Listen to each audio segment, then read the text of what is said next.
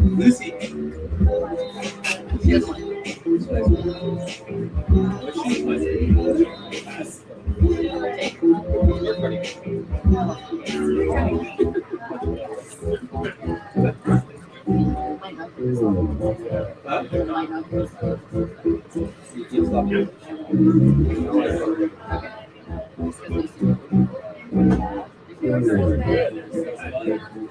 Turn out. They're both really good. Lucy. Lucy, right? Luna. Luna. Let's all go to the alley. Let's all go to the alley. Let's all go to the alley and get ourselves some laughs. Oh, that's right, everybody. We're here at Comedy Alley tonight. Well, I hope you're ready to laugh. Are you? Yeah, there we go. I am your DJ, BK Broiler, for tonight, and we have a host that is fantastic. He has performed at Edinburgh Fringe, and he's going to give you a barrel of laughs tonight. Thank you so much. Please give a warm welcome to Matt Henry.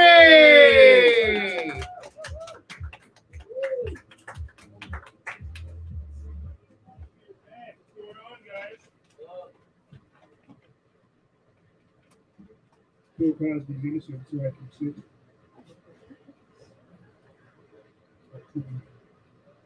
What's going on, guys? How's it going? Well, what's this called? Jumping in and out. And we are here. You guys all fun times? So no big drives? Came all the way from Whippy for this. So, gotta make it work. You guys been to Whippy before? Fucking sucks, right? There's the one bar. Well, there's a couple bars. It's hard. You have to tell people where you're from. Because nobody fucking knows what Whippy is at all. Like, you just have to tell people it's next to Oshawa, and then accept the sad looks that they give you. You go further out, you gotta like describe Ontario as a body for people. So you know, like Hamilton is one armpit of Ontario. And then we know Kingston. That's the other armpit. Oshawa's like right behind your ball sack. You know that line that gets hot and sweaty in the summertime?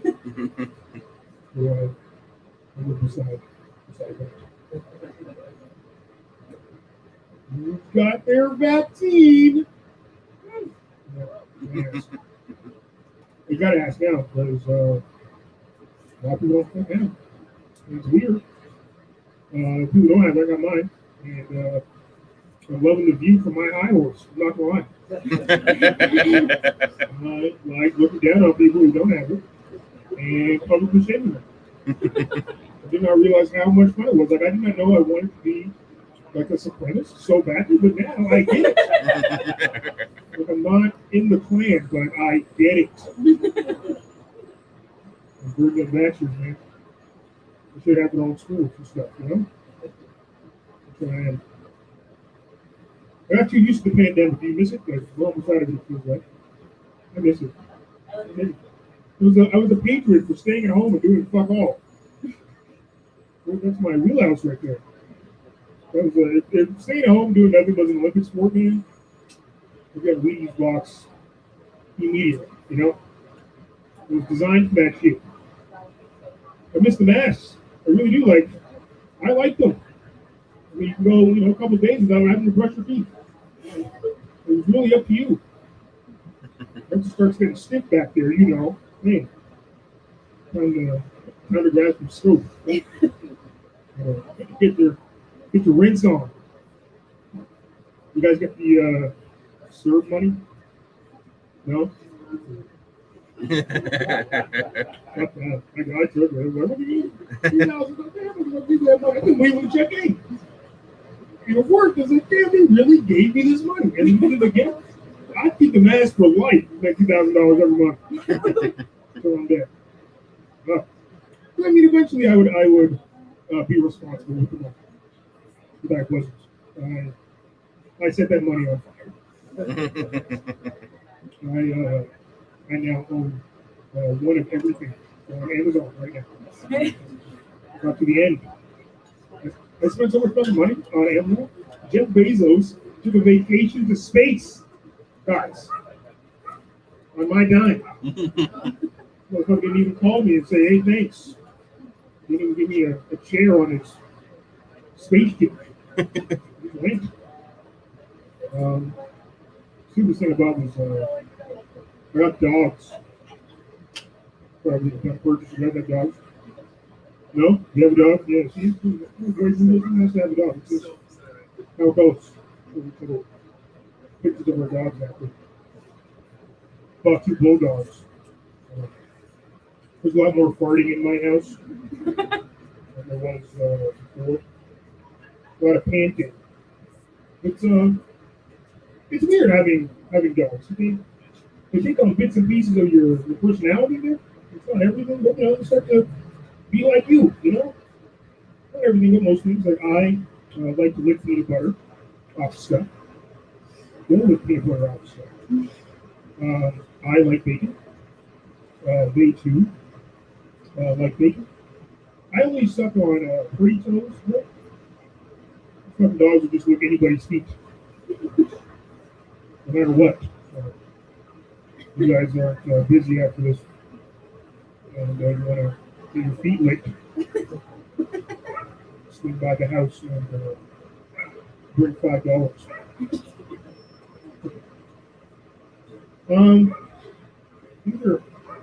These are weird now. These are changing for no reason. All over the world, like Texas, is allowing anybody, who, as long as the federal government hasn't told you that you can't own a gun, you can just go there and get one. You don't have to do that. You can go in at holster for free. But I'm just excited for what that's going to start bringing, like socially. Because on TV, I'm sick of watching bowling and PBA, the professional bull riding. I don't have time for that. It's boring. I'm ready for pistol duels. Be on TV. It's going to be awesome. 2 guys, in a town that clearly isn't big enough for the both of them. Sort out the differences. You don't have to be pistols every time. Switch it up. Be knives, moves. First step. Dueling was legal. Like the late 1800s, by the way. It was a real thing. So, think about running for mayor. The first thing I'll bring it back. Got the pistol on my list. I'm also going to switch up the black and yellow signs there on the highway. That tell you the traffic updates. Those are fucking stupid. Okay? I know I'm late. I know it's bad. Why are you telling me this? So I'm going to replace those traffic updates with trivia questions. Be in the car that way what year did Canada gain its independence, right? Aside. I have a lot of white friends. It would be, whatever. I have nothing but white friends. They take me places and they buy me stuff. I'm like a pet to them. Almost like a parrot. I think it's fine. I don't have to talk to the cops if things get heated. Look at this. They're protected. But they fuck with me though. I don't like when they fuck with me. You guys play board games? Of course you do. Like Allie, talking stand-up comedy. There's no way you motherfuckers do not play board games. That's up though. You guys fuck with like Guess Who? No guess who. Guess who? I love Great that. game. Great game. So you get a black person and guess who? Fucking game over. Immediately, as soon as you take that shit out the box, you're mad as hell. If you look at, then it's like, is your person that have glasses? And then it's, you know,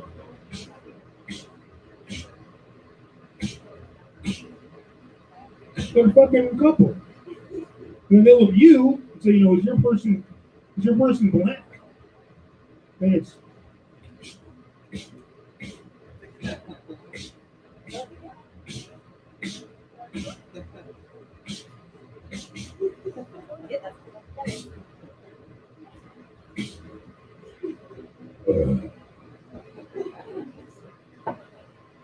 yes, it's them all. That's what it is.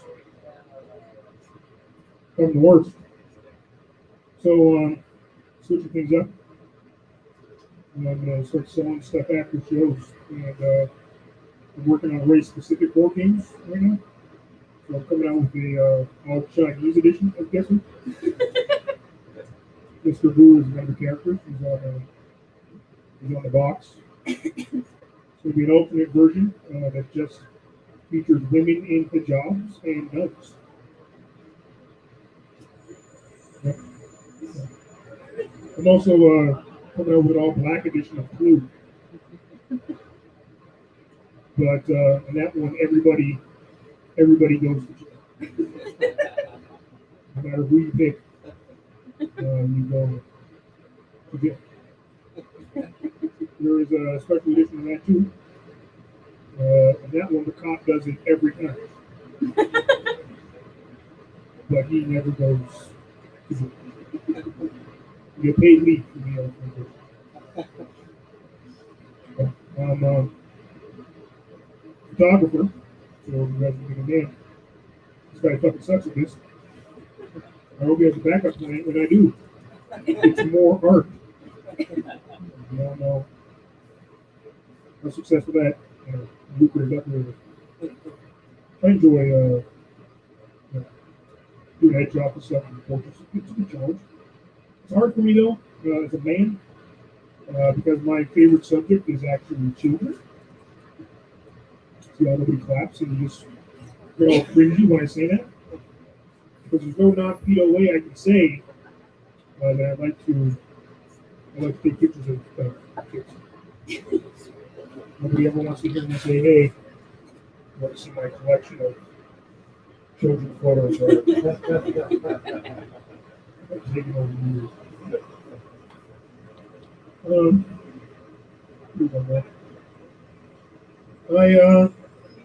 Oh man, I watched a lot of bullshit.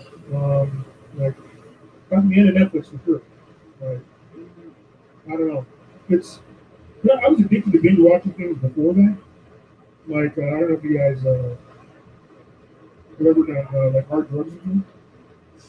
Oh wait, that's it. Oh man, I did it. But it's about hard drugs. Who knows? I got really high also. While binge watching first. That's my weekend. Sometimes. It's a lot of fun. Became a connoisseur. Started going to the stores. It's nice. I like being a pretentious asshole with that. I'm looking for turpentines and citrusy flavors. Did not know that was a thing until instead of fucking with these white people selling it. It's nice. We got more, man. Anyone who's been sober like all this time, they deserve a heritage commercial, right? Like the black and yellow trees. But I cannot. No. Oh, wait, John, wait. I got some more to start doing fucking acid. Again. You guys like acid? Yeah. It's pretty good. Yeah, see, there you go. There's a conversation piece for when you get on the way out there. Oh, wait, John, but I got mad now because now I'm going back to waiting on the fucking drug dealer. It's worse. That nigga's never on time. We need that government acid, man. I'm just ready for it, you know? We go to the store and grab a couple tabs. We go CBO. I know it's not gonna be as good as the government fucks with, your drugs. It's gonna be watered down. That sucks, but I'll take it. I'll say that. Because they wrote everything. Coca-Cola used to have cocaine in it. 3.5 grams. Well, 99 cents. Fucking great deal. guys. The government came and took out. I don't know what that meeting was like, though. The day they found out that they couldn't put cocaine in the drink anymore.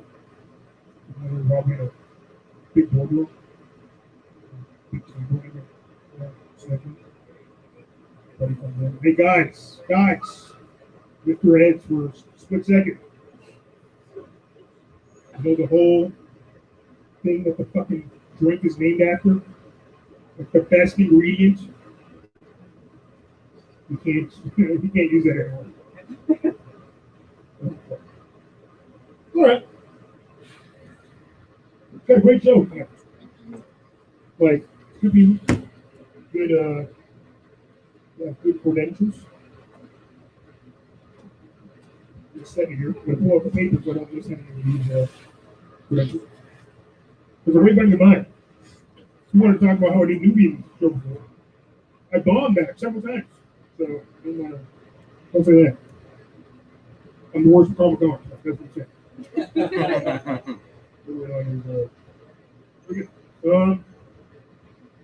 She's done just relax. Melbourne coming to festival. Her festival is further than mine.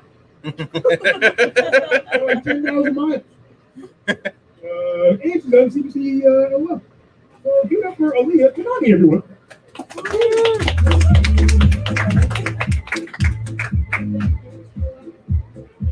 What's up, guys? How you doing?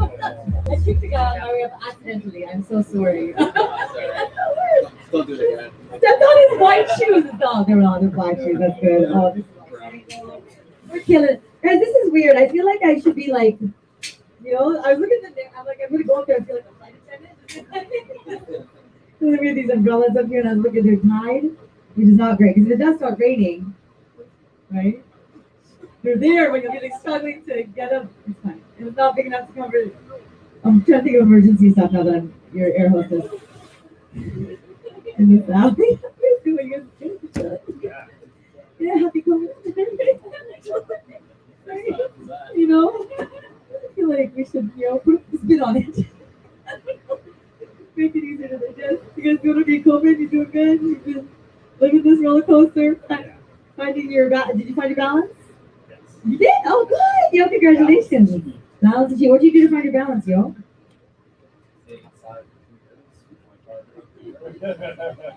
You stayed inside for 2 years together? And now you're sitting at separate tables, I understand. He was at home too? 2 different tables, 2 different beds, 2 different apartments. Yeah, that's good. Yeah, that's good. It's good. We gotta find our balance. How are you gonna find your balance? Everybody just staying inside, cooped up inside. I started doing yoga. Yoga helped me. You want to try yoga? It's good, man. It's good. Honestly, like it took some dedication for me to get into it. I tried a few times. And I failed a few times. And then I got to it, and I started doing it properly, and I was like, oh shit, oh my god, finding my balance. Like I started doing yoga, and then I started smoking again. Like a perfect balance. It was great. It's like I started like eating more fruits and my alcohol. Get this balance on lockdown. Got it, guys. I haven't. I started smoking. It's not good, guys. I stopped, and I started again, and then now I've got a smoker's cough, and it's just not a good time to have it. I'm tired of everything. Have you dabbled in the coughing in public? You can try it off the sides. You're honestly like coughing in public at 2 times like you committed an act of terrorism. I coughed in the grocery store by accident. Obviously, you know what I mean? And, like I'm trying to hold it in, and that doesn't help. But then you start sweating, and you're like, oh, you're showing other signs, right? And then, like the cough eventually comes out. The guy looked at me like I pulled out the Holy Quran. He's like, relax, man. Can't get this one. Or can you? See a lot real quick. Okay. See, we'll try again. What's that?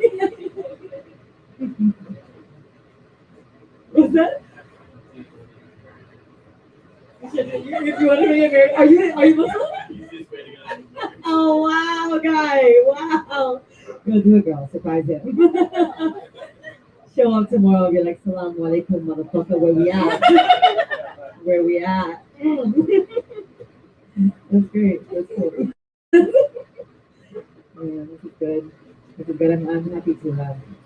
do that's like just doing, you know, it's just nice to see people in 3D.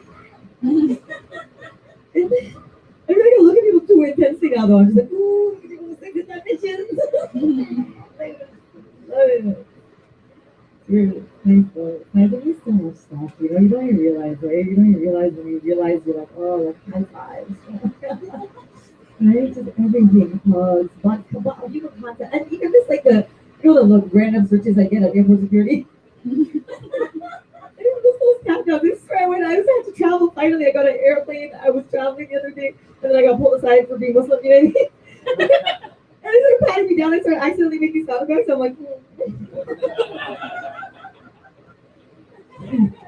slow it down, sugar.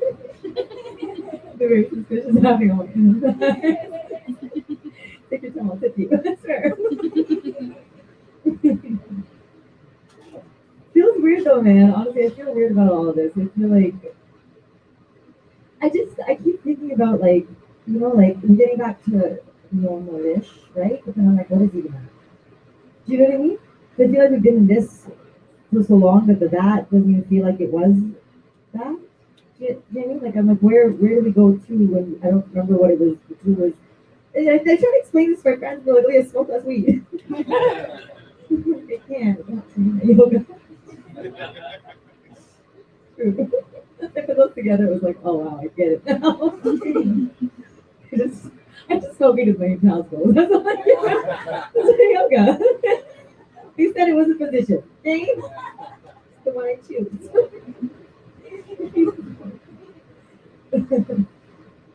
Yeah, no, I'm having a weird time wrapping my head around it. I had a weird time wrapping my head around it from the get-go. Yo, I just was like, I did not. I'm very like I'm an optimist. You know what I mean? I guess or something. Because they started talking about this. I was like, it'll blow. Did you? Some of you think it was gonna? Remember at the beginning? Come on, guys! Not all y'all took it serious. Remember at the beginning they were like, oh, we're gonna lock down for 3 months. We're like, this is some bullshit. And then cut two. Yeah. Yeah. This is what we doing now. This is just it. This is it. This is always. The post and that we just, you know, we don't have a post. Was there a free? I don't know. It was hard though. It was honestly to give you context. It was hard for me to wrap my head around it because, like, you know, just like to. So I was in Australia. I was doing my show in Australia, which I worked very hard. Thank you very much to take all the way to Australia. Thank you. I got to the first stop of the tour. I was doing my show around, and then this shit started happening. And I was like, nah, dog. You know, and like the Aussies are like, you know, like, there's this killer flu coming in from the east. And I was like, a flu. I'm Canadian.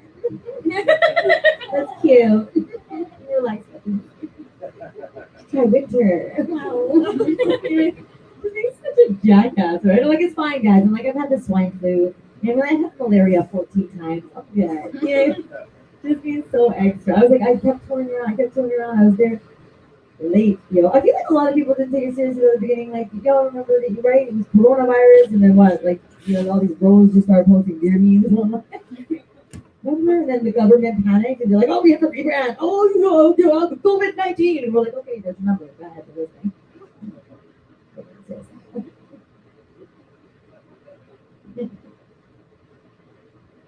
I feel like a lot of people didn't take it seriously. The branding was part of it. Also, how fit out geographically, right? It starts so far away out east in China. We really took it seriously, so kind of flipped it over, right? And like, let's take it seriously once I started killing the whites. That's something not good. Let me rephrase, because obviously, you know, I like everybody. I love everybody. You know what I mean? We go, I want nobody dead. I want to make people laugh. You know what I'm saying? We're good. We're good. I'll rephrase. I did not take it seriously, okay? Until I started killing the whites. So, they're letting the French and the Italian the fancy whites. The expensive ones. Tom Hanks, you know. They're like, how about the Queen's in here? I'm like, you can't say the Queen, they come for me. I reminded you. They did it, but I assume she's more valuable. As much as I like to think. I panicked, I panicked. I panicked about the first plane ticket. I get back. I'm like, I gotta get home. I gotta get back to Canada. I gotta go see my sugar. My sugar daddy is the line that I just squeaked out. You guys get off that syrup? Do you latch onto the syrup? Did need to? Okay, maybe did that syrup light? No, so yeah, maybe. Listen, guys, I have a lot of friends got laid off their jobs, and let me tell you, like, we are very lucky in Canada. Like, as much as we want to hate on Justin, because we obviously need to hate on this. But the syrup money, you know what I mean? Like, say, but it wasn't a lot of money either. You know, $2,000 a month ain't shit. You know, a lot of people got laid off their jobs, and by the time they do their math, you know what I mean? They do their bill payments, the car payments, the mortgage payments, all the payments. It's just not enough numbers. You know what I mean? Right? It just really made me realize. What my eyes really made me realize because I had to sort of too. I realized there are a lot of people in this country. Dude, I have no idea how poor some of us are. Yo, I was like $2,000 a month. Your girl got a raise. What's up? What is a stable income? Are you kidding me? Because I was paying rent in advance. I was at the grocery store just buying fancy cheeses and shit I couldn't even pronounce. I go with camera and take a couple. Or melt one. It's not on YouTube. Remember patio drinks with my girls, man? I was just showing off. People with the tab like, what's going on? I was like, don't worry about it. Not this.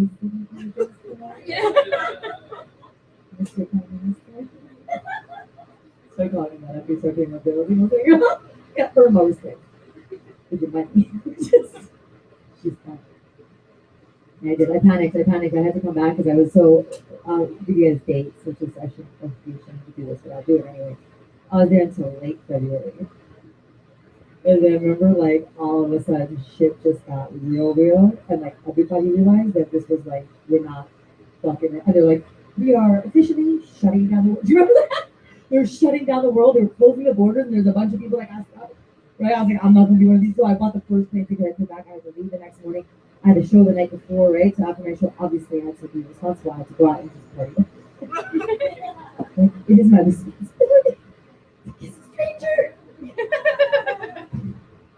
I did, guys. I did a good job. I did, I fulfilled my mission. I partied all motherfucking night. I drank everything I could. I smoked everything I could. I went out and karaoke stuff. Run out the street shopping like YOLO, just not a good look for a woman in her 30s. I did it. The world was ending. You know what I'm saying? I got to the airport the next day. I got to the airport. I just like pulled an all-nighter, not there broken. Just like no color in my face, trying to feel kind of karaoke cigarettes. I got there nice and early, right? So I'm used to international travel. I know you gotta get there early, you gotta get there time. So like you gotta check your bags, that takes extra time. My passport, I'll be granted stats from touring, that takes extra time. I have a very Muslim name, that takes extra time. I forgot to make some early walk in real calm, just like my regular mantra, yes, stay calm, don't look suspicious. And I get there, but then, like, this is the first time I traveled, right? At this point, since all the shit started, I didn't expect when they were like making all these announcements, obviously, that if you show any signs of cough or fever, they're going to quarantine you for 14 days, and these motherfuckers going to get you in the karaoke cigarettes. I panicked again. I run to the road, like grabbing lozenges from the corner of the airport and charging 3 times the amount of fucking pissed, but buying the lozenges anyway. No, $50, it's fine. And I'm like, pop the lozenges, start walking to airport security, and then I'm doing like, the usual checks you do in your mind. You're going like, what liquid gels do I have? What I'm plugged or not that what I have to do. And then I start thinking about it, and I'm like, oh yeah, of course, Leah, if you open your bags, which obviously like you will, right? And I just pack of lozenges, I might as well be carrying a bomb. It's not panicking again. Like my heart is just up and down at this point. I mean, like no need for cardio. I just panic. And then I'm running to the bathroom. And then the cell's like taking these lozenges out there. You're trying to sneak them into my back pocket. Back walking to airport security. And I'm like, okay, everything's fine. Just everything's fine. Just remember your mantra. Just you know what I mean? Like just stay calm. Don't cough. Don't say I love an accident. Because I am watching, I'm waiting for them to close out of grounds. It's not fun, I'm good, right? I'm waiting for them to close out of grounds. The airport screening, the random ones they do, they go through like, you remember, right? You know what I'm talking about, right? They go through like the random, they're like, eeny, meeny, miny, mo, Ahmed.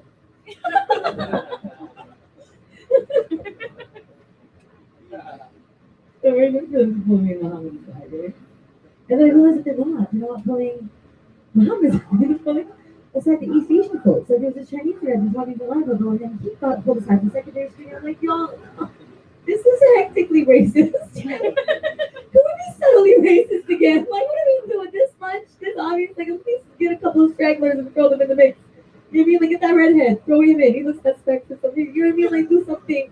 You know what I mean? I'm like, what? Like, okay, what? Okay, what? Let's talk about it. What? Because the virus started in China, so now all of a sudden they're suspect number one, right? You know? Every time they're gonna come to the airport, they're just gonna get profiled and sent to secondary. You know, I'm just gonna go through and just. No, not yes. Yes. Right, no. To that. I'm not pro racism. I was really excited though, guys, in that moment. I thought I was passing on that racism torch. I was like, yes, please, thank you. That's so excited. I love so excited. I was like, praise Allah, and then they got me. No, it's not how that ended. No, but I did realize, I did think about it a lot. I was like, oh, I feel like, you know, that must have been what it felt like to be like a black person in America when they declared the war on terrorism. Can you imagine? The day they declared, like, for just like a hot second, these guys were like, yes, finally we're gonna get it. Almost as our suspect number one, and we were gonna take the little lessee, they're gonna take it, we're just gonna chill it, we're gonna, oh, what? Oh, they get their own torch. Cool. Oh, we keep this one. 666. No. We misunderstood. Don't worry about it. It's cool. Carry on. Come here, my brother. We'll explain to you how this is gonna work. I just feel like all the races have torches now. You know, what does it even mean anymore? Like black folks, indigenous folks, been carrying the torches for hundreds of years. I can't imagine. Brown folks who became terrorists a couple decades ago. We got our torches. And then China got the virus first, and then they got the torch, right? All these Asian folks are like, you get a torch, you get a torch, everybody get a torch. It's like a bad Oprah segment. Nobody wants to prize. You know what I mean? Like all the races now have torches. All the races, except for white people, but I don't want to see a bunch of white people with torches, so.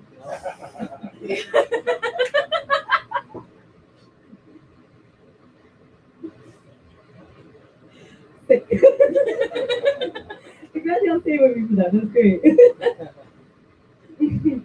Race is tricky these days, right? It's nice to laugh about it because usually we talk about it, everybody just bubbles this up. Try it. Try punching your butt and laughing. It doesn't work. It's a horrible position. Exactly.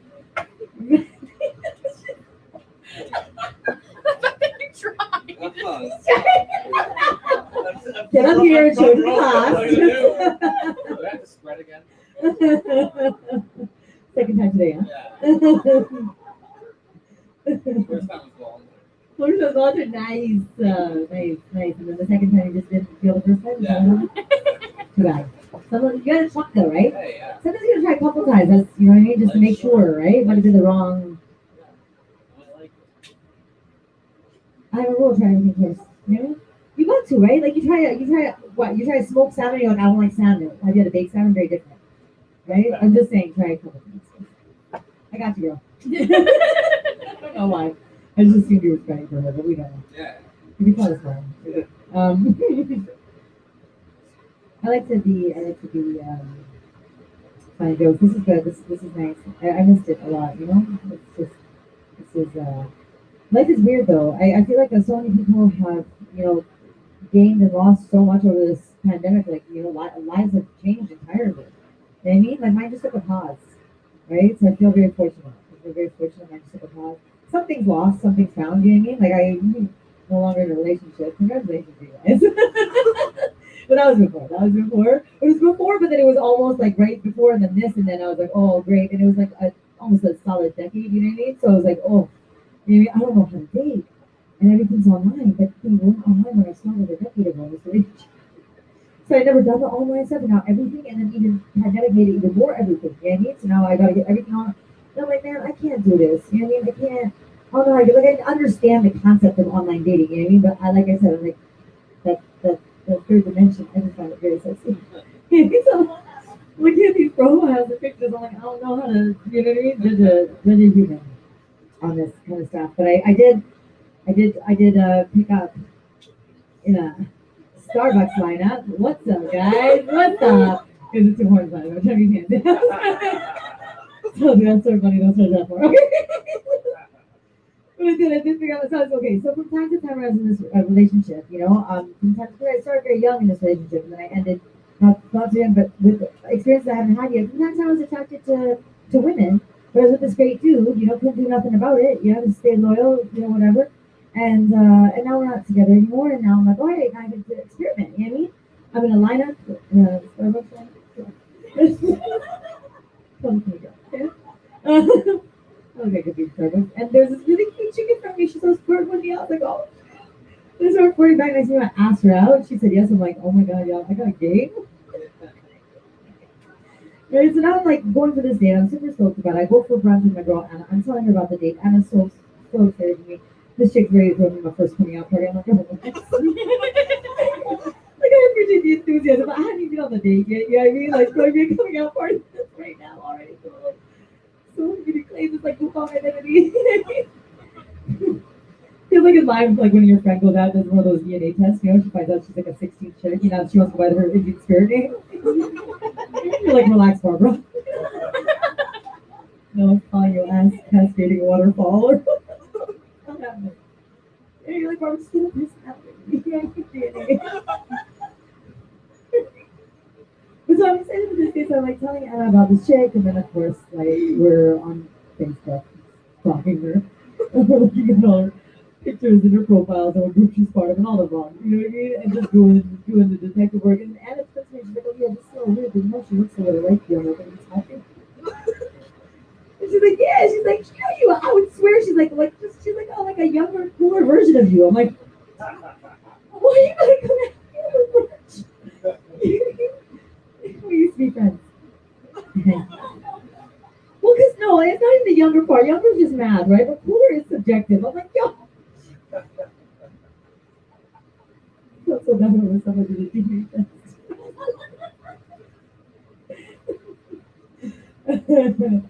That's why I was like, okay, very cool. Yeah, maybe she's not wrong. And I started to think about all the women that I've been attracted to in the past. Right? So I dated women, but I think all the women I've been attracted to, and I realized that I don't think I'm queer. I'm just a narcissist. They all look like it's terrible. I just honestly, guys, it wasn't on purpose. You know what I mean? I canceled the date though. I did the right thing. I canceled the date. She did not take it well. I canceled my text, but we don't do planning by text, so I thought that was cool. And then she starts messaging back. She's like, "Well, aren't you gonna give me a reason?" I'm like, she's like, "Aren't you gonna try to reschedule?" She's like, "You know what? You should just go screw yourself." I'm like, "Oh my god, she gets me." Do it. I'm married now. I actually Googled it. No lies, I Googled this because I was like, am I a freak? Turns out, yes. But also, there are a lot of us. There's this whole Instagram page devoted to gay dudes that look like each other called My Twin Boyfriend. Okay? And I was like, man, we gotta cash in on this. We gotta start like a dating app, you know what I mean? Like, to be able to meet people that look like them. You know what I mean? We can do it. I think there's money in it. Okay? And happiness, What, doppelganger? There's always the end on that joke. I just got the line. I never said that out loud before. Now I just did, and I don't know how I feel about it. How do we feel about it? Do we feel okay? We like doppelganger? Okay, guys. Okay, it's clever. Thank you. Is the light a minute or 2 minutes, or I'm done? I have no idea. Sick. Okay, I'm gonna say it's at least 7 minutes. There you go.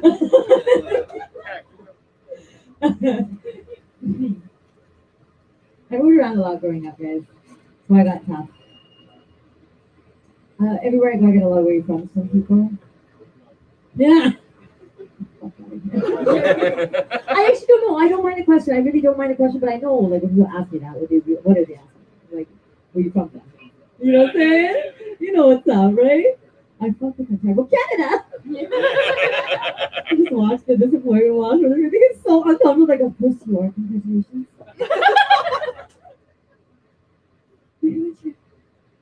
Where you folks from? I'm like, cool. Except for they don't know. Like, we gypsies for a minute. You know what I mean? Like, parents, my origin is from India, right? Like if they want, but if they want to get, they have to ask me from. If they want to get there, right? Then they're like, oh, my parents. I'm like, okay, cool. It's just, I'm like, yeah, my parents are from Tanzania, from East Africa. I'm like, oh, it's so interesting. My parents are from.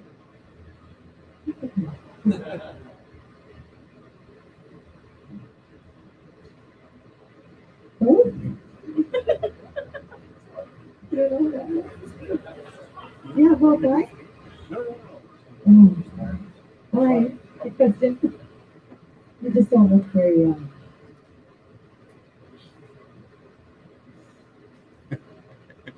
your features. You don't look very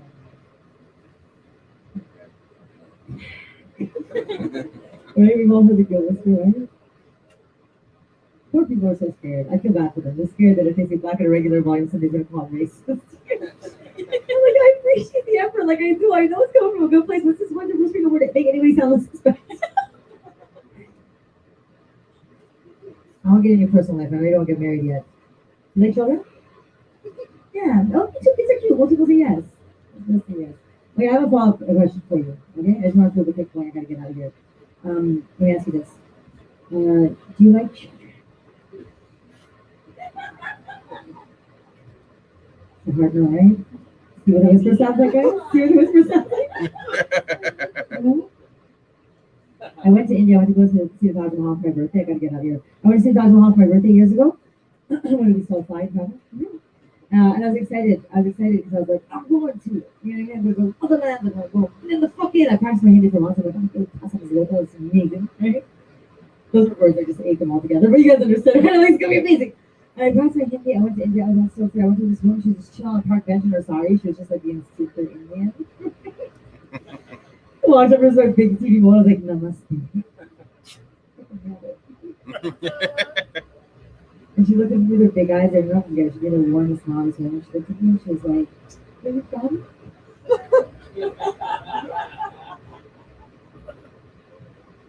I called her racist and I ran away. Guys, I gotta go. Billy and Kanani, thank you so much. That was so fun. What a great show I had too. Thank you. Woo! Woo! That's really good. Thank you, Mom. Comedy Alley, that's the just in case you were wondering where you were. All right, I'm gonna keep going. Come to the stage. I'll let my hand here for AJ Bate, everybody.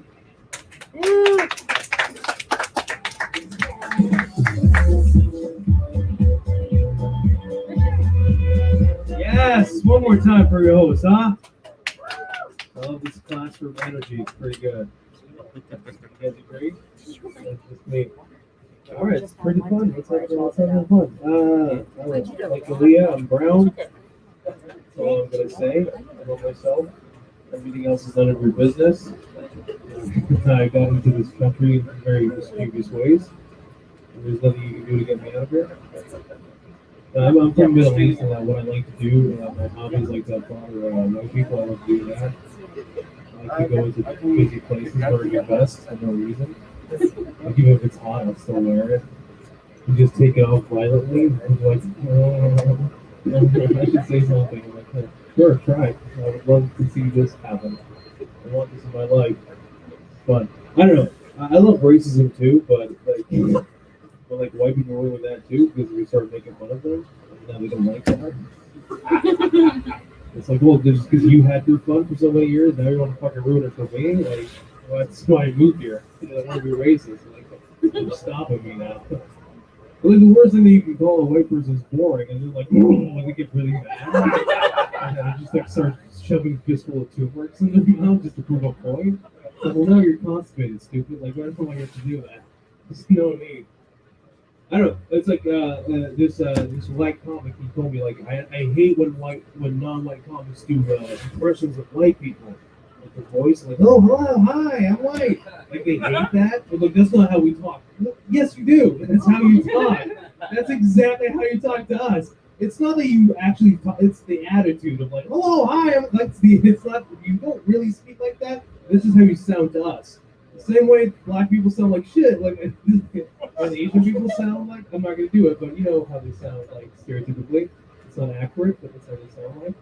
All right, pull back on that. That's okay. Like, go back to making fun of white people. We can tolerate that one. Everybody's going to get made fun of, and it's going to be fun. My landlord kicked me out recently because he's dying. His words, not mine. I said, "Hey, good morning, Don." He's like, "I'm 80 years old and I'm dying." I'm like, "Well, that's good. That's good to know." The other day, the day before he kicked me out, he put out a trap in his backyard to catch squirrels. And I said, "No, why you do that?" He's like, "I don't know why. That's just what I do. I'm retired at 80, I'm dying." I was like, "Stop saying that. Like, you get healthier every day I see you. You're not dying at all. It's just, I'll leave. Don't worry about it." She's like, "Don't make that your excuse."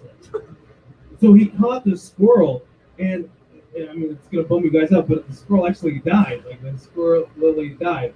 It's not funny, but that's what happened. I don't know why I'm smiling when I'm saying it, but like, it actually died. That's not my fault. It just died. And then he looks at me and he goes, "Yeah, you want to get rid of it?" I'm like, no, that's not. And then he tried to get me. He's like, "What would Allah say?" I'm like, "Well, what about the city of Hamilton? What would they say?" Let's just let's talk about something more immediate. It just doesn't make sense to me to set up traps in your backyard to catch squirrels. Like, setting up traps in your backyard to catch squirrels, that's like getting a ticket for being naked in your own bathtub. Like, that's where you're supposed to do that. Like, I don't know. Oh, it's funny. It made sense in my head. So he threw a dead squirrel in a bin. We threw it in the bin. But he's old and he doesn't take out the garbage bin. So I had to do the culprit. But I had to pretend to carry the bin, like, with like there's no dead squirrel walk, you know? And you're like, "Oh, this is a completely normal bin." And then like I leave it and then I just go inside like a squirrel, like, very fast. And within his memory, I was and then like I see the garbage people, they're like opening it, and like, oh, and then they pick it up and then dispose of it. I'm like, what was the point of the theatrical part? They're fresh, you fucking asshole. You make me feel bad. I'm gonna put another squirrel in there too. It's gonna be a live one. Just bite your face off. Hopefully you retire early. It was just, anyways. But my landlord did die, and that's not true. He's still alive. Because they're really upset. Is he your dad or something? If it helps you, he said that I was better than the previous tenants. And again, I'm quoting him. He said the reason why he didn't like the previous tenants because they were Orientals. His words, not mine. I swear to God, I was just as shocked as you guys were. It's not, but the rent was cheap. It was $400. So what? He's racist once in a while. It doesn't hurt my wallet. It hurts my feelings, but not my wallet. That's okay. I've been trying to get fired from my job. It's not working. It's not working. I got a phone call from both my bosses. I'm like, yes, it's happening. And then they're like, we just want to let you know that we're very happy with the work that you do. I'm like, classic last words, right before they fire me. They're like, we're going to give you a raise. I'm like, do you not know that I work 3 hours a day? Like, can you not tell a shitty employee when you see one? I think the problem is with you guys if you don't fire me. It's like, no, we love you so much. Please stay.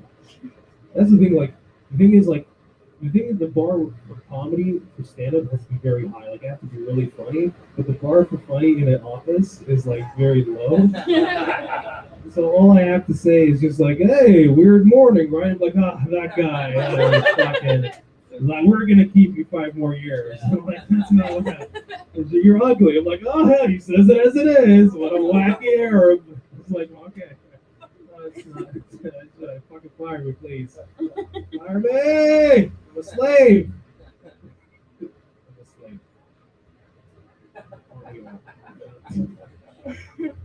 I'm not a nice person. I've been trying. My girlfriend told me that. She's like, "You're not nice." I'm like, that's right. You're smart. But I'm still kind of changing that. I'm not nice, and nice people make me uncomfortable. not that I don't want them to be nice, it just bothers me a lot. And I went to a small town one time. People in small towns are like way too nice. It's too uncomfortable. I'm used to big city meanness.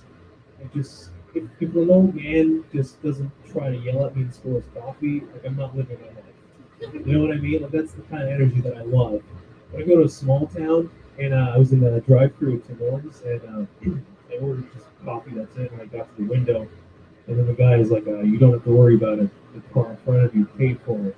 You ever know, like, you ever been in a situation where you get so confused that it feels like you took both the red pill and the blue pill at the same time? It's like you're just like this, like you're just like something's wrong. So I was like, "Thank you," and I just drove away without taking my order. I was just like, I don't know. And then my friend was like, "Are you serious?" I'm like, "I don't know. There's no coming back from this." Like, but then I felt like there was something missing that I had to do something, so I just stopped and got out of my car and thanked the car behind me. And then they're like, "I guess you're welcome. We're nice here. We're not going to say anything." So I drove away, and my friend was like, "But we don't have the coffee anymore." I'm like, "Well, at least we have some of our dignity. It's fine. You want to go back and be the asshole? I'm not going to do that. I'm just never coming back here. It's very easy. That's what I do. If I get annoyed or upset at a place, I just don't come back. That's what McDonald's. I've lost my business in 5 different locations, but it's fine. I'll keep trying.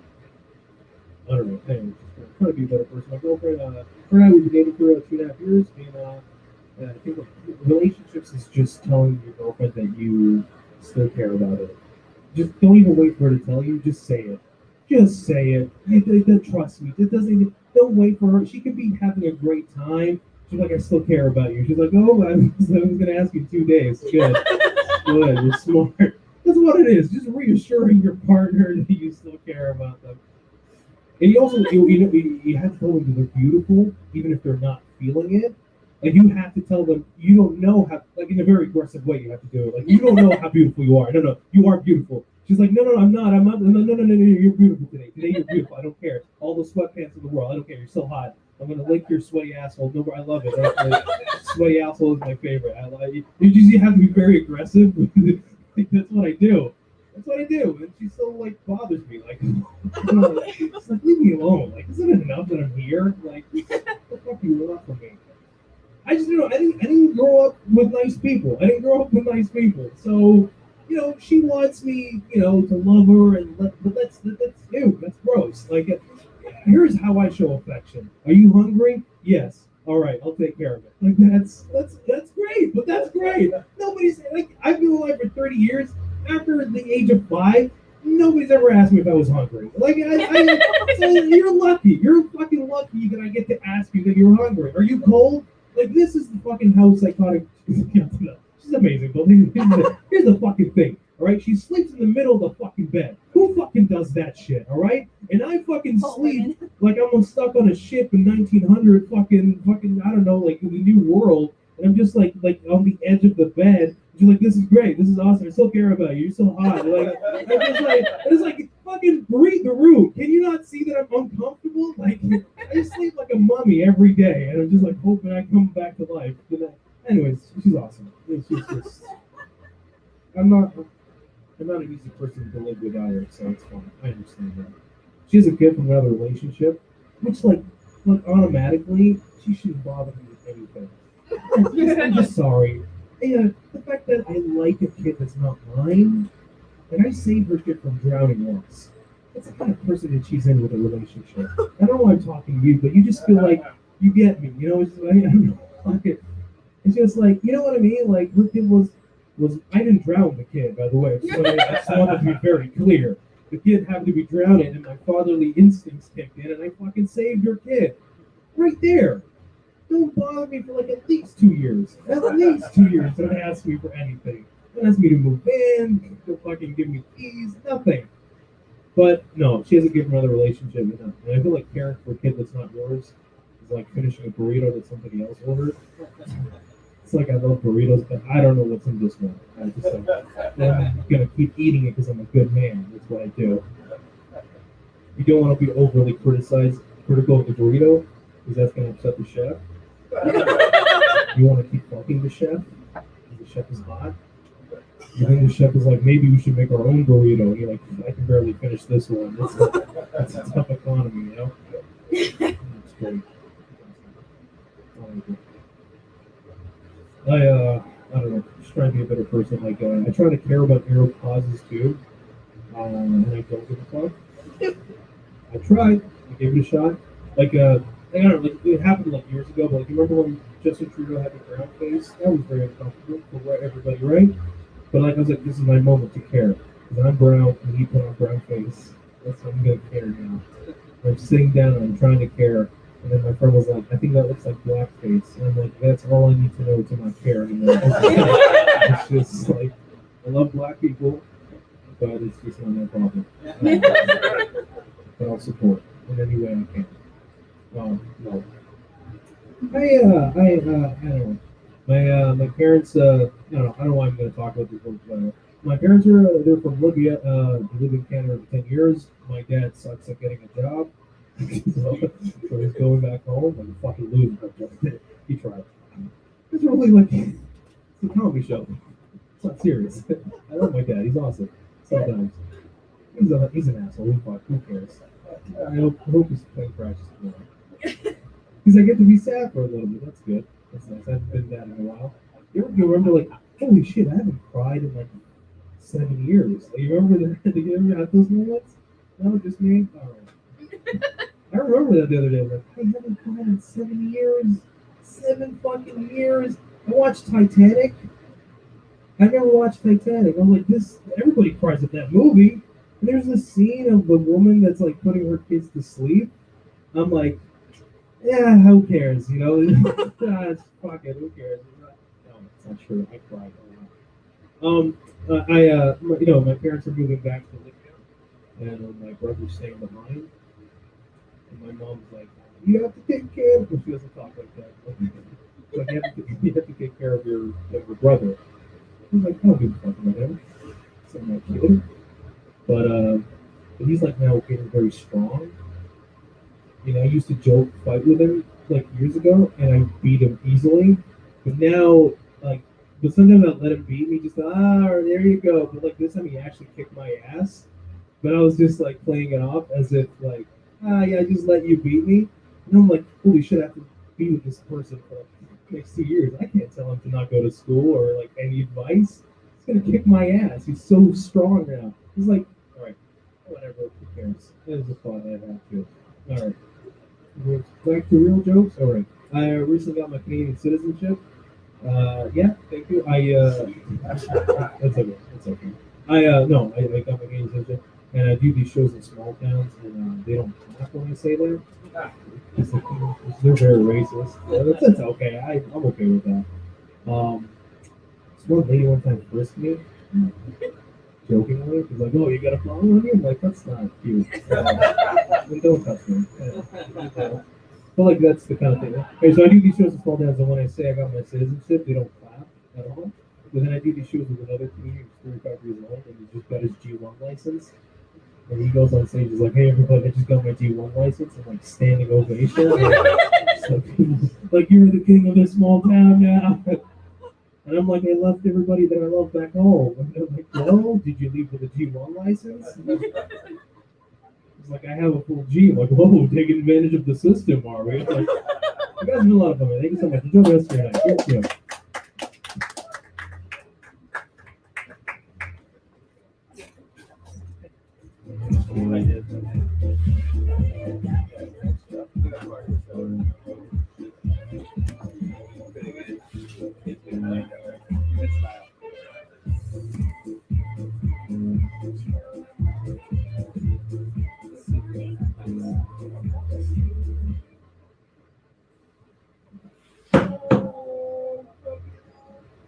Paycheck.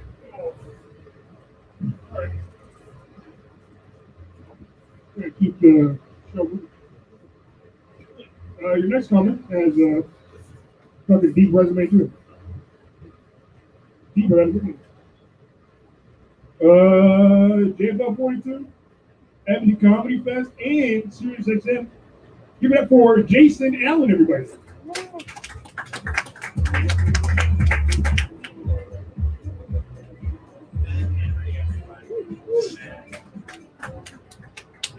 the Edmonton Comedy Festival, not the Amity Comedy Festival. I don't know what the fuck that is. I didn't do it. I'll just get right into it. I'm married. I don't look like I'm married. I look like I work at a skate shop that pays me crystal meth. That's my vibe. I like being married. I'm lucky to have my wife. Women don't want to spend time with you when you look like yo cowabunga during sex. She's like, talk dirty to me. I'm like, your body's tubular. She's like, get the fuck out. Like this. I once had somebody tell me I look like a Mennonite who kind of got out. I don't even know what that means, but if Jebediah asks, you haven't seen me,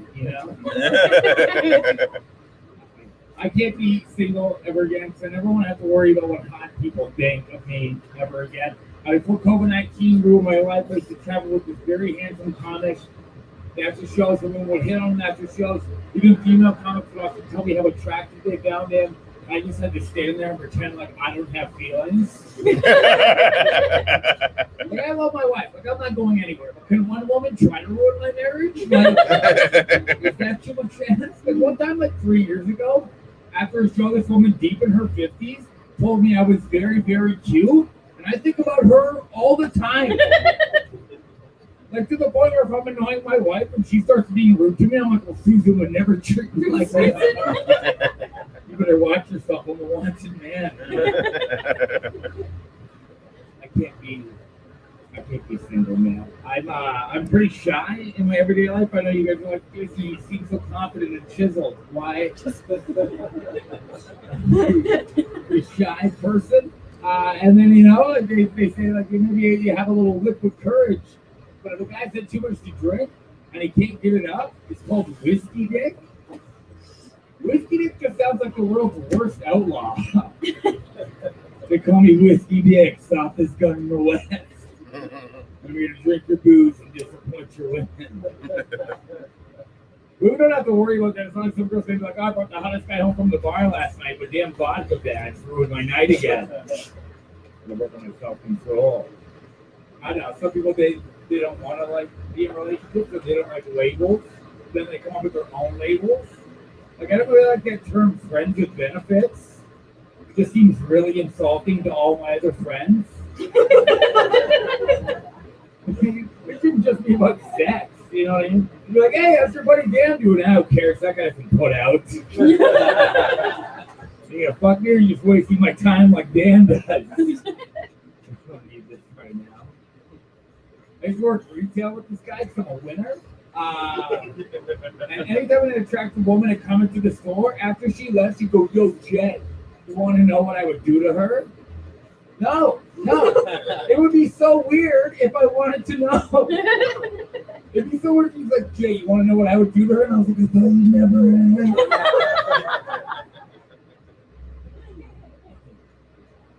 My wife, I love her. She gets jealous in weird little ways, though. Like, she bought me a shirt recently. I tried the shirt on at home, and then she went, you look too good in that shirt. You're not allowed to wear it outside. So I'm a grown man with an inside shirt. What the fuck is that? Does that need to go in the laundry? I'm like, it never needs to go in the laundry. It needs no action. I don't know. Has anybody done anything good for themselves over the quarantine? Anybody take care of themselves at all over the pandemic? Maybe a little? I don't want to brag or anything. I actually quit smoking cigarettes 8 months ago. Oh, thanks. Yeah, thank you. Yeah. I'm just eating cigarette brownies now.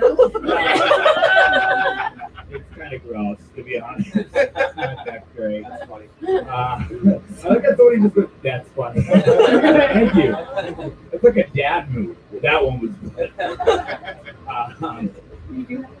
I know, I got really addicted to video games, so I guess I already was, but I'm really into like old school video games. The other day my buddy was over, we were playing Donkey Kong, and we're just getting our asses handed to us, and then out loud, 35-year-old me just goes, we need to start focusing on bananas! And from the other room, I just heard my wife's vagina snap shut. That's gone. But the reason like I don't think that my wife needs to get jealous is that I'm a very dumb man. Sharing with you guys, Last year, I got my G1 driver's license. It's a big fucking deal. Make some noise. Thank you. Thank you. My white people clap. Nice. No, I was so proud of myself when I got it. I took a picture of it and I posted it to my Facebook. And all my friends were like, take it down. I was like, good. I was like, why? I don't think people know where I live. Come fucking find me. And they're like, no, these people could fraud you with information off your driver's license. You have to take the picture down. I was like, good point. And I took it down. But the only reason I posted it in the first place is because my self-esteem is so low. I figured if I just wrote, hey, got my G1 ticket, all my friends would be like, yeah, sure you did. You probably don't have a SIN number either. I'm like, fuck you, I'll post it right now. Show you who the moron is. Then I'm taking my extreme driver's course. It's like 10 hours on the road, 30 hours in class. It's mostly just me in a classroom with a bunch of 16-year-olds. And the thing about me being in a classroom with a bunch of 16-year-olds is I'm selling a lot of weed right now. Making so much fucking money. I got some good friends though, like AJ who was up earlier, and like they teach me how to drive and stuff, and they show me stuff on the road. I kind of drive, like I know the rules of the road, like slow down at yellow, text at red, shit like that, right? Like I get it. But I can't parallel park to save my own life. And the one day I was with AJ, I'm trying to parallel park, and I'm fucking it up, and this cabbie flies around my car, and the backseat passenger sticks his head out the window and goes, "Hey, learn how to fucking drive." Which is exactly what I was doing. But I can't stick my head back out the window and go, "Oh, practice makes perfect." But I'll say, you're in the back of the cab. You learn how to fucking drive. I don't need this right now.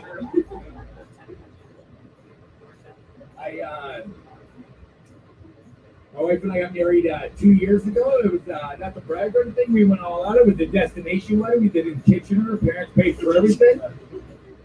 We did our honeymoon in Vancouver, and we wanted the whole Vancouver experience, but we couldn't afford heroin. We just did zip lining instead. It's fine. It's okay.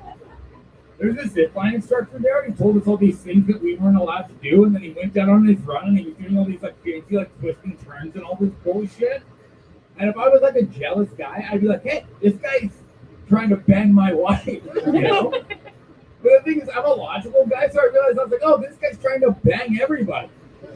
That's the only reason you work as a zip line instructor. Like zip lining isn't anybody's passion. It's not a family business. You're not following in your father's footsteps. Because if your dad's a zipline instructor, you don't know who your dad is. I proposed to her. I proposed in our apartment. She's a very shy person. I proposed. She saw the ring and she started crying. And she said yes. So I was like, okay, cool. Those are good tears. And I wasn't driving at the time. So she was like, how about I take us out for breakfast to celebrate? I'm like, yeah, that sounds good. You're paying. I bought the fucking ring, you know. There's fair. And then we're driving, and then we hit a red light, and she looks down at her ring, and she starts crying again. And I'm like, you have to get it together. Because if you look at a car and a woman sitting next to me weeping, nobody's like, that man did something really nice today. Everybody's like, we have a hostage situation on our hands. We got to get that lady out of there. I love my wife. She's definitely the most adult person, the most childish person I've ever met in my entire life. Like, Katie's smart, kind, organized. She works at a group home for people with severe autism. But I also have to sleep with a lamp on in my room because according to Katie, it keeps ghosts away. It's kind of a dull thing dealing with it. I have trouble sleeping sometimes because like ADD, cocaine, whatever. And, one night I can't get any sleep. I was like, Katie, can you shut off the lamp tonight?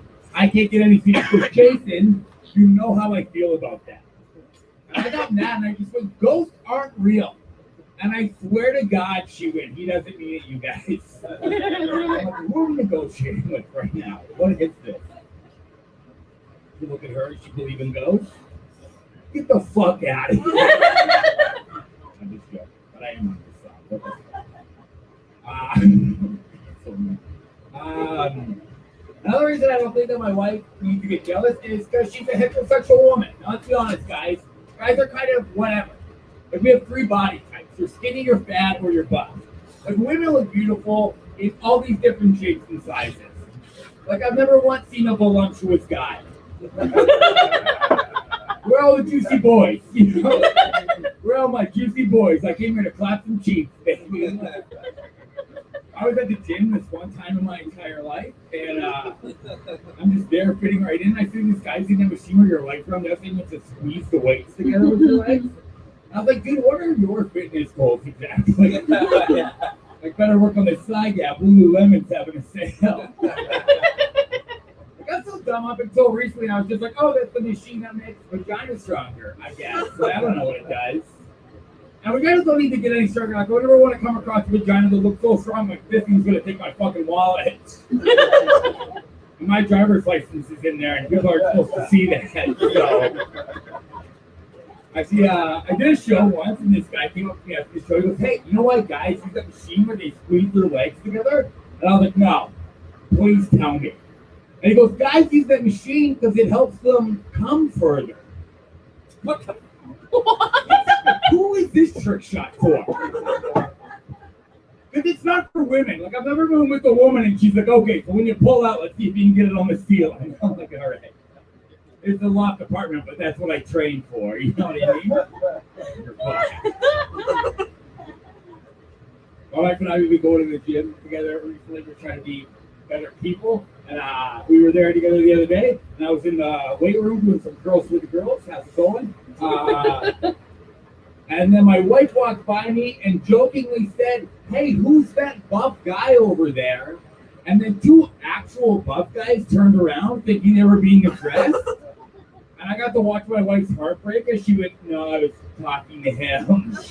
You see that anorexic scarecrow holding the 10-pound dumbbells. That's what does it for me. Another time I was in the gym, there was like a super jacked dude there. Like, he was so big, he had like every weight in the gym on this bar he was using. And then he turned to me and went, hey man, do you mind giving me a spot? And without thinking about my self-esteem, I just went, are you sure? And then he went, good call, and just went and found somebody else. And I'm just standing there like, well, I saved a life today. You know? I saved a life. I'll get out of here some buses. I was a little torn through this whole pandemic. I actually came I'm from two countries that haven't handled the pandemic very well. I was born in the States, but I grew up here in Canada. I have an older sister, Jenny, with the same mom, different dad. She was raised by her dad, and she grew up in the States. She found out about me a few years ago through a Facebook comedy page that my mom had made for me. So when I started talking to Jenny on the phone, she's like, you're famous in Canada. And I was like, I am not famous in Canada. Nobody's famous in Canada.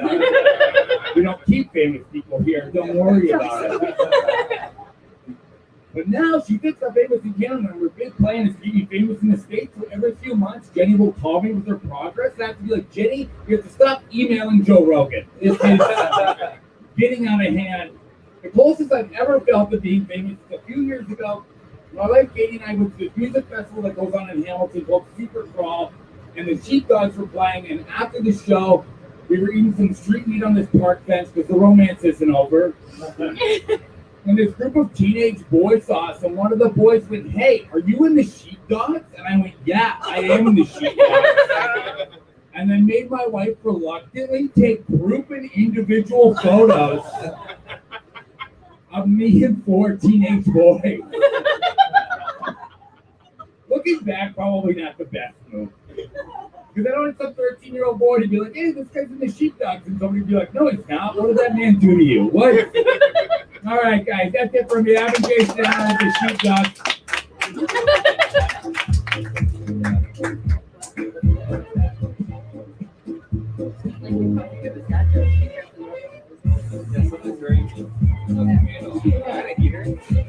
What, you guys having fun?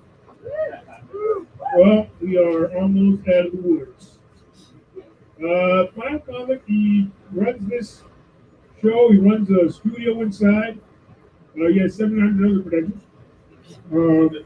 He's a good guy. I've known for at least 10 years. He's been on YTV. Kids like him. He's he goes hard. Looking out for Lars Classic, everybody.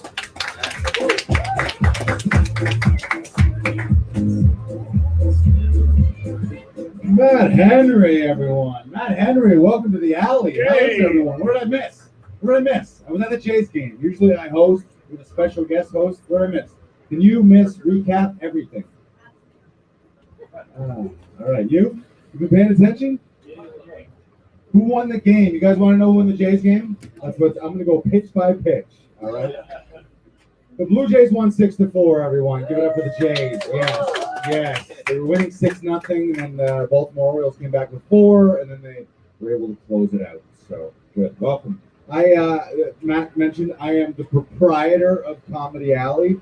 This is my alley here. Welcome. How is it? How's the alley treating you? All new first timers or any familiar faces? First time in the alley. All right. How did you figure it out? How did you find us? Just the sign, right? That's it. I'm gonna turn it up. When you own the alley, you can fucking do whatever you want up here, right? Give it over DJ BK Broiler in the back, holding it down. There we go. Yeah. All right. So you saw a sign. Good old Ace of Base right there. Is that what you're like? I saw the sign and it opened up my eyes. I saw the sign. We're gonna watch some comedy. Right? Is that what happened? You guys too? Are you guys? Is this a foursome? I don't know. Is it a foursome? Is it a foursome? Double dates. Double dates. Oh, okay. Separately. You didn't arrive together, but you might come together. Who knows? Yeah. Hi-oh. Man, and the two of you? I drove back here. Ah, all right. Nice. That's Canadian showbiz, and someone else has to drive the axe around right there.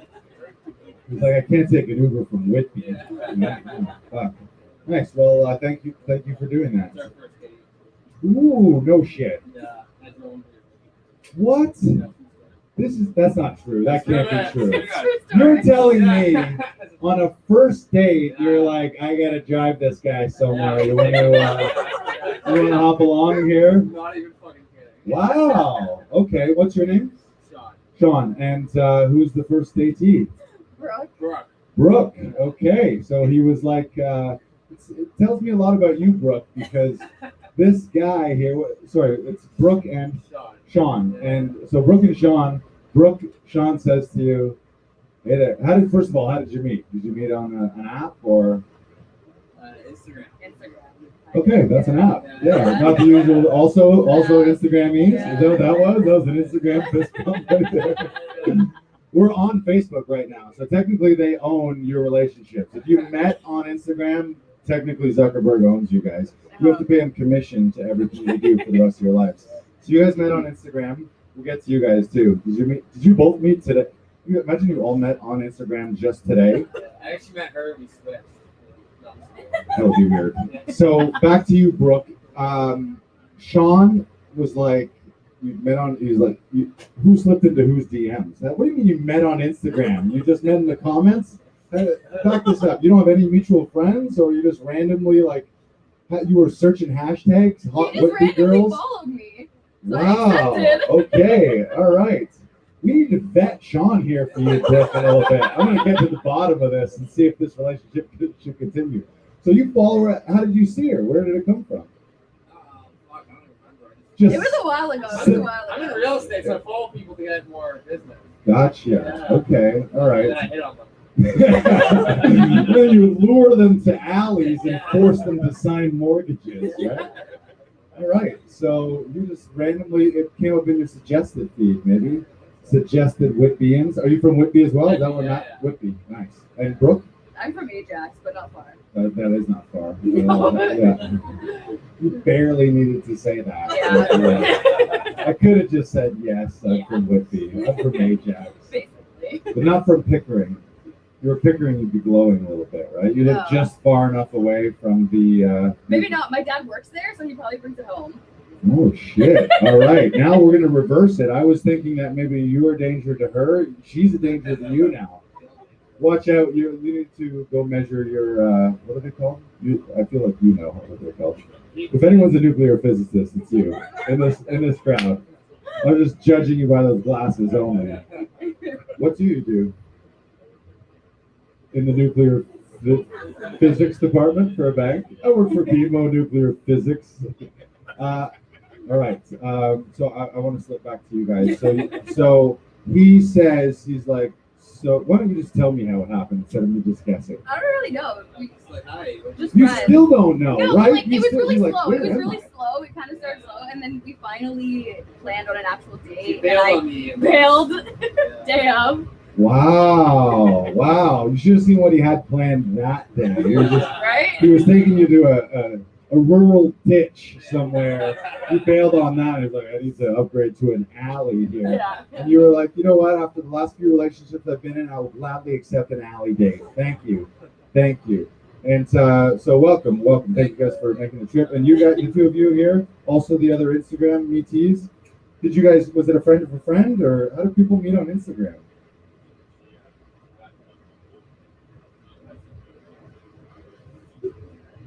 Gotcha. She didn't message you? Is that how it works if she doesn't? Gotcha. And you rewarded his persistence. You're like, look at this motherfucker. I didn't. Or is that your game? Maybe that's your game. First of all, what's your name? What's your name? Kaylee and Ryan. So that is 2021 chivalry is busting past a Bumble rejection and making a slip into the DMs. And she was like, and you were like, you're like, oh my God, no one's ever done that before. Usually they straight up take my rejection. And you were like, wow. And you rewarded this. How long was this ago?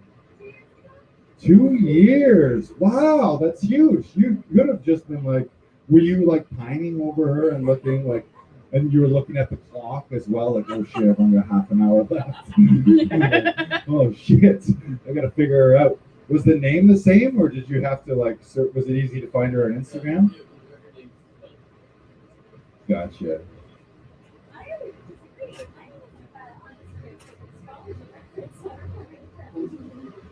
That's him covering for his, he's tapped into the bank, which is tapped in the government, and he was like, he called you up on satellite image on Google Image, he was looking right in your window. Yeah, that looks good. This will be easy, I'll add her on Instagram. Well, welcome to the alley. The reason I just like to know how people ended up in an alley. And the two of you also saw the sign. And did you meet on Instagram as well? How'd you guys meet? You guys meet on Dropbox? You guys on Dropbox? You guys on Dropbox? I'm giving you a tip right now. You guys on Dropbox? It's the hot one. Remember back when TikTok was about to blow up? And you're like, should I get on TikTok? I don't know, we'll get another one. Dropbox. I'm telling you, get on Dropbox right now. Add Laughing Vikings on Dropbox. We're all over it. It's not just about dropping files now. I got a big old box on Dropbox. You guys can drop in the box. We'll drop it like it's hot. It's gonna be a good time. A lot of shit's happening on Dropbox right now. You're looking at me like, is he for real right now? Get on Dropbox. It's past crypto. If you're right now on the fence about crypto, never mind crypto, and just get on Dropbox right now. Fuck Bitcoin, fuck Ether, fuck crypto. I said crypto is what I said. Yeah, just hit us up on Dropbox. So how did you guys meet? Good old party. Right. Okay. Whose party? Pre-COVID. Did you know going into the party that something was going to happen? Did you know each other at all? And how did it happen? Was there like maybe a little buffet and you both reached in? You both grabbed for the same charcuterie board at the same time? Exactly. And your hands, and then you both had the same shrimp, and then somehow it got to your mouth, and you what's that movie? Lady in a Tramp, a shrimp, but you got the tail. You got the tail end. Yeah, she's like, wow, she sucked a shrimp right out of that tail so easily, and it was just stars and bluebirds for you. Right? Is that how it works? I figured it out. I think I've called it. I didn't need to ask any of these questions. Just like, yeah, okay, they met on Dropbox, Lady in the Tramp, some shrimp, and then here they are in the alley. All right, so we got 3 couples, and in the back here we have a solo act. Hello. Riding solo tonight. I appreciate that. How did you get here? Also the sign. Also the sign. Yeah, Nice. yeah. Just today? Yeah, Just today on strolling the in? streetcar, And yeah. you're like, you know what? I need some laughter in my life. 100%. I'm sick of those Bumble guys. I'm sick of those Dropbox guys. Yeah. I'm just flying solo. Yeah. I just want to know more about Dropbox. For real estate. he says, I actually want to know about Dropbox. All right, you know what you can do, Sean? You need to subscribe. Follow us first on Instagram at Laughing Vikings. and you can subscribe to my Dropbox master class. Yeah, you want to get in early, right? You're like, you want to get in early, and especially as a real estate guy. Yeah. that's You just what be I'm dropping saying. files all of a sudden, like you're just dropping files into people's. Love file. Yeah, right? You're like, oh shit, I gotta get on this. We can do some stuff. We can do some stuff together. We make a lot of videos here. We do some podcasting. If you sponsor the podcast, we get you in our Dropbox. Yeah. We can do it. All right. Thank you, though. Let's get back to you, to Fuji as well. He's like, whoa. Before we meet this lovely lady, get back to Dropbox. I need to know about Dropbox, please. Please, feel free. Fire a hand up anytime. If a spark comes through, like, wait a second. So how did you get here? I biked. You saw the sign? I saw the nice. sign. Nice. Yeah. I like how I asked that generically, and you were like, I'm going to answer that directly. I bicycled here. No date tonight? No, Are you on Dropbox? I'm going to sign up. Drop it like it's hot. Yeah. Yeah, and you'd be like, how? I got a 2 terabyte box. I got the biggest box you can drop. Boys will come running, let me tell you. Thank you. Yeah. You're welcome. Yes. Give me a fun Dropbox. I hope we all start a big, I hope Dropbox does blow up after this and I can trace it back to here. That'd be good. Wow, nice. And no date, just flying solo, right? Yeah, absolutely. Nice. I was gonna invite someone. I was like, no. Fuck 'em. No, Exactly. no, Yeah. no. Just come out with yourself tonight. Thank But you know what? Tomorrow, we do it every Friday and Saturday at 9, so you can bring those people tomorrow. You I'll guys be can come here. back tomorrow. Second date? I think that's what we should decide tonight. We should decide tonight, like this is a reality show. We are streaming this. You're technically not on camera, but I can just talk us through it. Thumbs up, thumbs down. You coming back for another date tomorrow night? Is that sideways thumbs? You're in the middle. Okay. All right. Okay. All right. It's playing hard to get for you right now. You're supposed to answer that like double thumbs up. Okay. Okay. All right. You guys want to know some stuff about me? Okay. Yeah. Now that I know about you guys, as I mentioned, the proprietor of this alley, Comedy Alley here, which was formerly known just as Alley, one of the unfunniest alleys in the land. This alley was not funny at all. It used to be called Tax Return Alley. It used to be called Paint Dry Alley. It was just, there was no fun here at all, Brooke. It's a good thing you didn't come here last year on the first date. It would have been a terrible first date to come here. You're like, you just brought me to a boring, unfunny alley. And if you're wondering right now, if you're like, is it true? I should ask, does anyone have a spare alley? Do any of you have an alley kicking around that you've been looking at and you're looking to make a COVID alley pivot? Kaylee? Is it Kaylee? Kaylee, it is Kaylee, right? I'm saying Kaylee, right? Oh, okay. Okay, all right.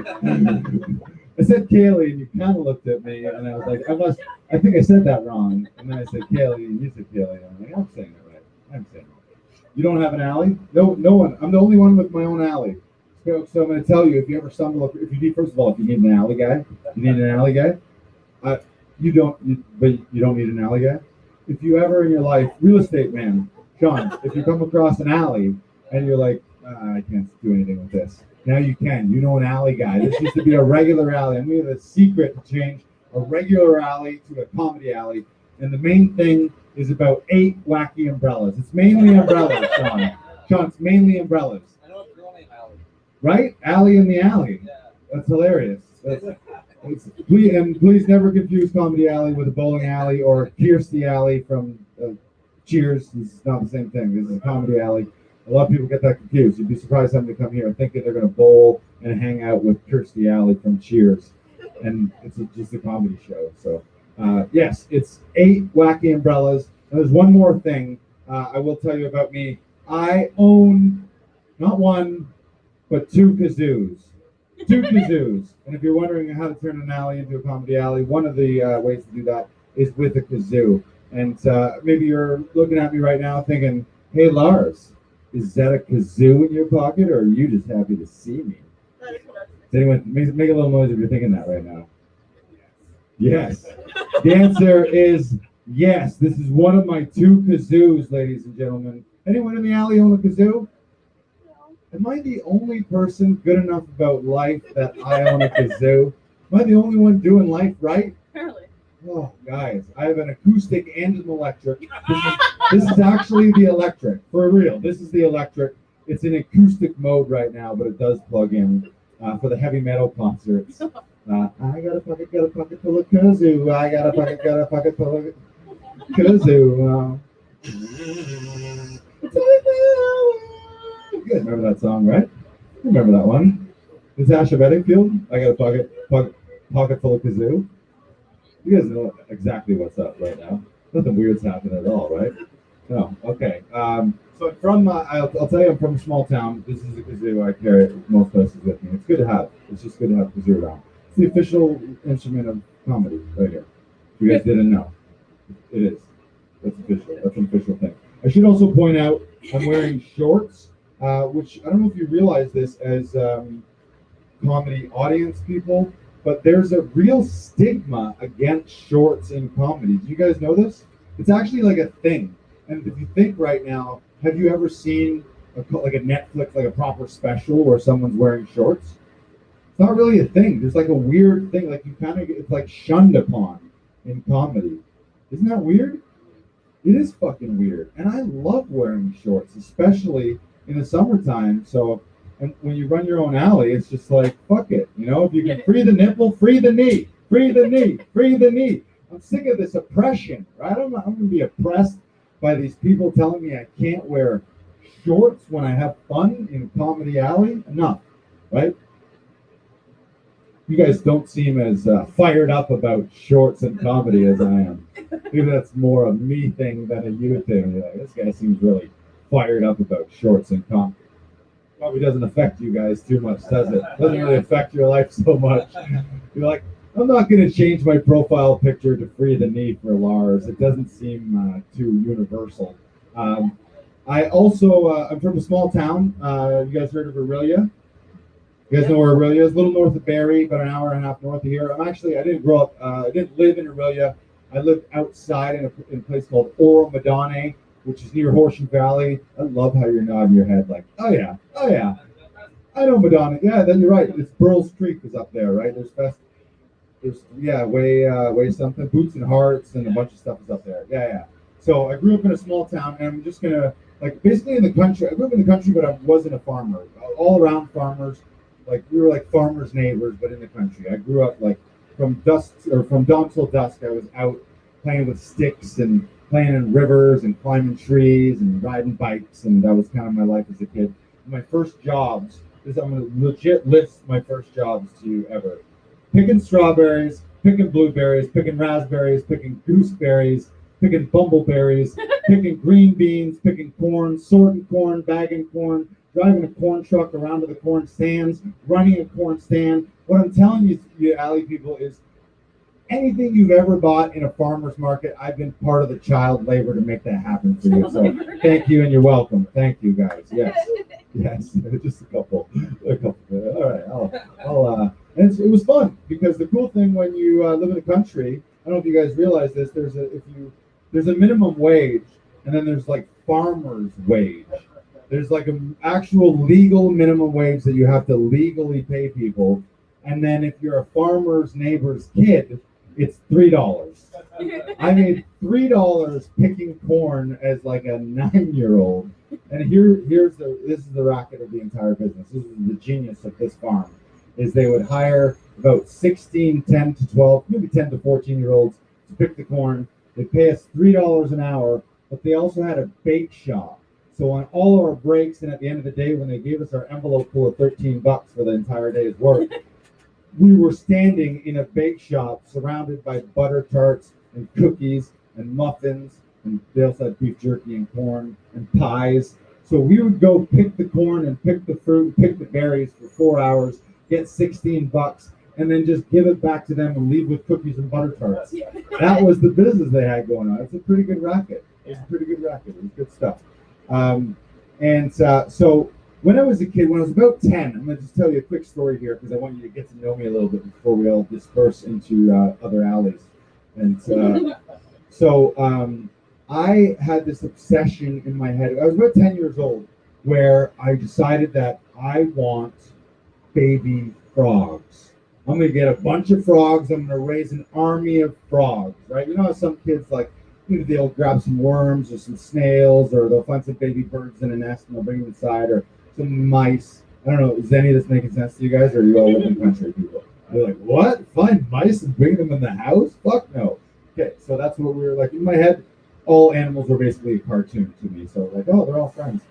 So I'm like, I want baby frogs. I'm gonna go get a bunch of baby frogs. So I do what you do when you need baby frogs. I walk down the concession, and concession 11 to be exact. Which I'm gonna tell you, that's a weird place to have your first street ever, because you know when they ever do those like, this is your cool sex name. Take the street you grew up on and the last thing you ate. No matter what, mine's concession 11 lasagna. Not a good sex name at all. Concession 11 lasagna. That's a terrible sex name. Doesn't sound cool. So on concession 11, I walk down and like I get an empty pail of ice cream, like an empty ice cream bucket, a bucket of any sort. I don't know why it had to be an ice cream bucket. Could be anything. So just a bucket, but I think it was an ice cream bucket. And I go down to a swamp. You guys know anyone grew up by a swamp? What's going to be in a swamp? Slime, many things. Slime, lots of frog slime is going to be in there. So tadpoles. So I'm going to go and I've seen them there. I know they're there. I'm going to get a bunch of frogs. I know exactly where they are. They're down to concession 11. I'm going to bring an ice cream bucket. I'm going to scoop some slime. So I do that. I grab the slime. I see them, the little black things in the little tadpoles, and take them back to my 10-year-old room. And I go to bed that night. I put them in an aquarium, and in my head, I'm going to go to bed and I'm dreaming of an army of frogs. I'm going to wake up the next day and I'm going to have fucking 500 frogs to do my bidding. That'd be cool too if I woke up now. If I raised 500 frogs solely to make my bed. All right, frogs, you know the deal. Do my fucking bed. And 500 frogs just somehow tucked into bed nicely. That's fun too. That's for another time. So I go to bed and I'm sleeping in bed and just dreaming of frogs. I'm thinking, oh, I can tell my buddies. I can't wait for my buddies to see how many frogs I have. And I wake up in the morning, and to my horror, you ever been horrified? Have you ever been horrified? Pure horror. I have not raised 500 tiny frogs. I have not grabbed tadpoles. I have scooped a bucket full of mosquito larvae and raised a swarm of mosquitoes, and then sacrificed my plump 10-year-old body throughout the night to be feasted upon. I woke up and they were, you know how normally new mosquitoes are small? By the time her jaw is agape right now. She was literally like, it looked like she was screaming. You look like that Salvador Dali, like that. The scream painting where it was horrible. And so I woke up, there was more blood in the air of mine than in my body. All of my body's blood was buzzing around me, and I was just like a flaccid sack of skin and bones. Dad, where's my blood? But the good news is I'm immune to malaria, guys. No malaria vaccine for me. I won't need it, but I did get the. You guys vaxxed? We vax people. Nice thing about doing this outside is I don't have to give a fuck about what needles you guys have stuck. I honestly don't really care what needles you've stuck into your bodies. But I've had mine, just so you know. I don't know which ones you guys had. You got the Astra, you got the Pfizer, you got the Johnson & Johnson, you got the Moderna. I went in, I'm smart. You look like a smart guy. I'm just going to give you a tip, and we're going to end on this. I went in, and I was like, you know what? I will have the 7-Eleven swamp water, please. That's right. Put them all together in a magic bullet, and then I chugged them all down. I had a little AstraZeneca is what I had, and it's working just great. All right, guys, this has been fun. I feel like maybe I should have ended on some bigger crescendo than something about vaccines, but you guys enjoy yourselves tonight? You should like, it's fine. Yeah, you loved it, right? You guys had a good time tonight? Yeah. All right, we had a good time. One time, keep it going. Give it up for Matt Henry. You all saw Aliyah Kanani. You saw Jason Allen. You saw AJ Bate. I've been Lars. We do it every Friday, Saturday at 9 p.m. And thanks to our viewers on Facebook, YouTube, and Twitch. Oh, wait, should we do one more thing? I want to teach you guys something. We've never done this before. I'm going to teach you something on the way out. No, hit me up on Dropbox. I'm just going to teach you the theme song as we go out of here. Comedy Alley now. Comedy Alley now. Live on Facebook and YouTube and also on Twitch. Comedy Alley now. Comedy Alley now. Comedy Alley now. Live on Facebook and YouTube and also on Twitch. Comedy Alley now. All right, good night, everyone. That's a good song. Hooray.